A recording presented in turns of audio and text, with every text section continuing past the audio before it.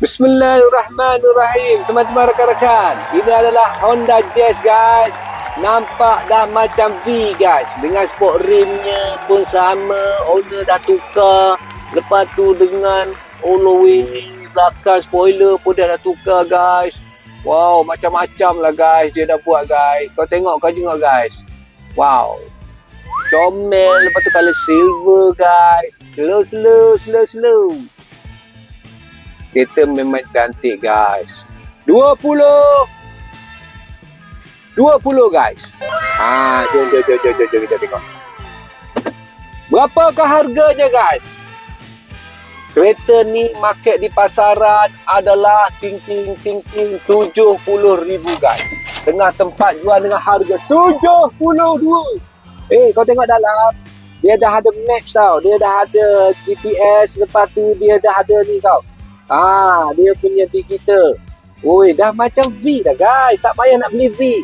72, 70, jangan beli.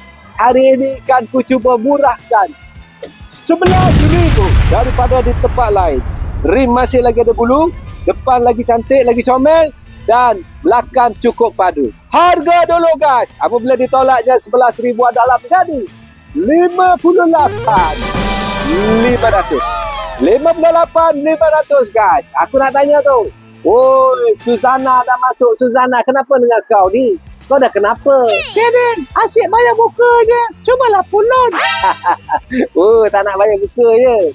Kecil-kecil minum susu. Besar-besar buat tak tahu je. Boleh? 58,500. Maka aku buat loan pun 58,500. Apa hal? Ini loan boleh pergi 65. Kau dah kenapa? Guys, 58,500 loannya. Bulanan untuk kereta ini adalah 690. Kau nak beli apa tu Suzana? Nak beli Myvi? Jangan dulu. Tu 700 guys. Jom kita tengok kecantikan daripada belakang. Spoiler panjang guys. Dia dah buat spoiler panjang. Kau tengok kau juga semua cantik, dan kita tengok dalam dulu. Luas guys, luas. Dan nampak selesa untuk mereka berada di hadapan. Teman-teman rakan-rakan, the one and only pulun kita bagi kepada anda di luar sana.